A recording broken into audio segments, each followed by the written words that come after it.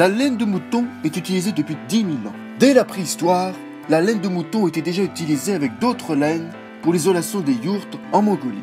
Elle a traversé les époques et a toujours trouvé une place de choix parmi les différents types de laine, car elle peut être utilisée de diverses façons. Elle se file, se tisse, se tricote et se feuille. Dans la province de Qinghai en Chine, on transformait encore il y a peu de temps les flacons laineux en matériaux de construction selon une méthode ancestrale.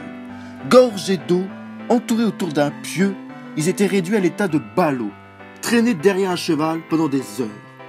Grâce à ce traitement de choc, les fibres se tassaient et le feutre épais obtenu servait à doubler les parois des habitations provisoires des campements. La laine de mouton se positionne donc aujourd'hui, comme c'était le cas il y a 10 000 ans, comme la principale fibre textile pour vêtements et usages intérieurs.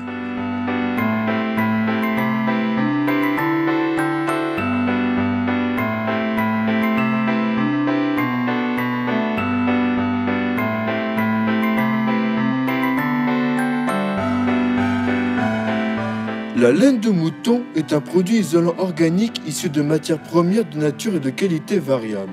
Elle peut être brute ou manufacturée. Elle est utilisée pour l'isolation thermique et l'isolation acoustique du bâtiment.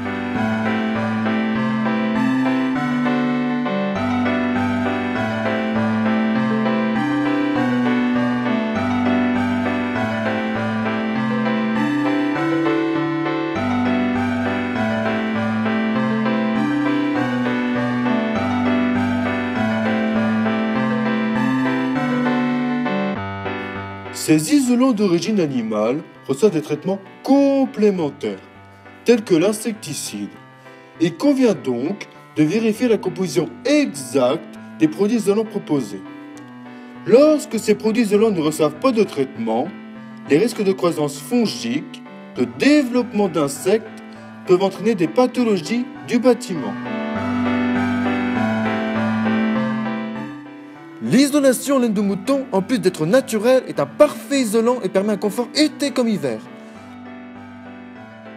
La laine est un matériau qui fonctionne comme un parfait isolant du bruit avec sa capacité d'atténuer et d'absorber les sons, aussi bien les hautes que les basses fréquences. La structure complexe de la laine agit comme un piège à ondes. Par exemple, l'affaiblissement acoustique d'un panneau de 45 mm est de 20 décibels. La laine a besoin de plus d'oxygène qu'il y en a dans l'air, ce qui la rend difficilement inflammable. C'est la seule fibre autorisée dans les boîtes de nuit, les trains et les avions. Nous avons testé la réaction et la résistance au feu. On remarque que l'isolant en laine de mouton est difficilement inflammable. Le feu ne prend pas et s'éteint au contact de celui-ci. Il n'y a pas de forte fumée, mais une présence d'odeur de brûlé. Pour conclure, l'isolant en laine de mouton est peu inflammable et tend à l'auto-extinction. Les produits isolants d'origine animale ont, selon la nature, plus ou moins tendance à absorber l'humidité de l'air. La laine purge l'humidité de l'atmosphère si celle-ci est trop humide et rejette l'humidité dans l'air si celle-ci est trop sec. Ils ne sont pas utilisables dans les locaux à forte hygrométrie, les murs, les parois humides et les planchers en contact avec le sol. Nous avons effectué un test sur l'isolant en laine de mouton, concernant la réaction de la laine en milieu humide. Au bout de 20 minutes, l'isolant en laine de mouton a absorbé l'eau environnante et s'est ramolli. On remarque également la présence d'une odeur qui émane qui n'est pas très agréable. L'isolation en laine de mouton n'est pas adaptée et ne convient pas aux espaces humides.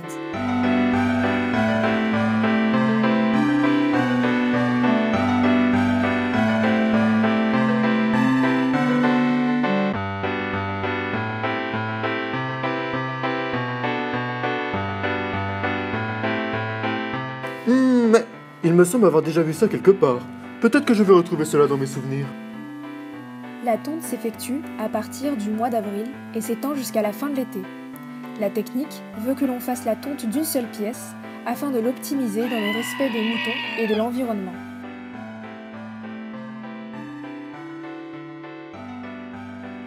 La toison est classée selon la qualité de la fibre et de son utilisation.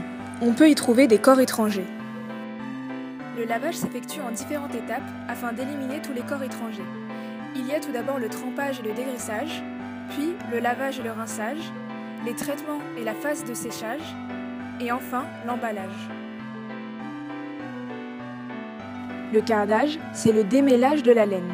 La carde est garnie de pointes fines en acier, tournant à grande vitesse, divisant et parallélisant les fibres de la laine, afin de retenir les impuretés végétales, comme la paille.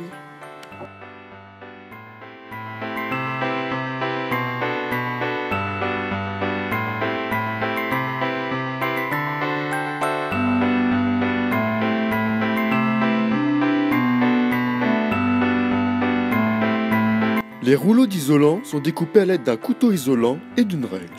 On fixe l'ensemble à l'aide d'agrafes sur les murs, les plafonds et les pans de toiture. La laine de mouton en vrac, elle, sera projetée au moyen d'une souffleuse afin de lui restituer son gonflant.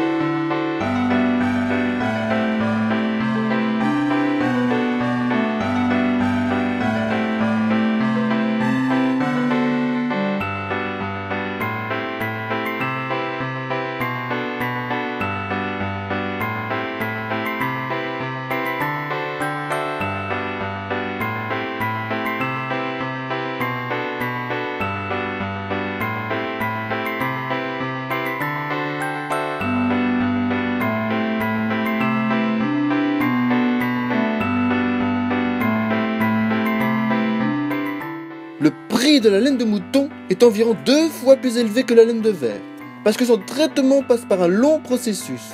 En effet, la laine de mouton est lavée avec beaucoup de soin pour supprimer toutes les impuretés, mais aussi son odeur très forte.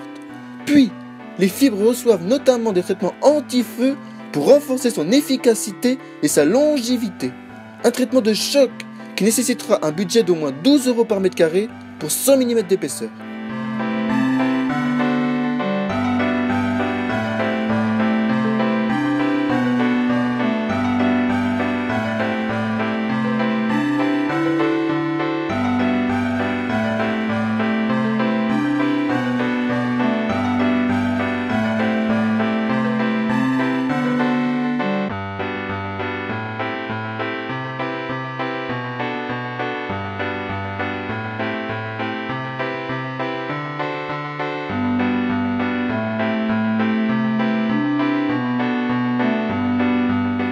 L'isolant est constitué de 70% de plumes de canard, 10% de laine de mouton et 20% de fibres textiles. Lavé et traité à 150 degrés, les plumes de canard sont débarrassées de toute matière allergène. Non irritant, cet isolant naturel est utilisé pour les murs, toits et planchers. Le liège est un isolant particulièrement adapté en milieu humide. Il est imputrescible et résistant au feu. Son prix varie entre 25 et 40 € le mètre carré. Les vêtements peuvent être transformés en écomatériaux d'isolation grâce aux qualités acoustiques, thermiques et hygrométriques des fibres textiles.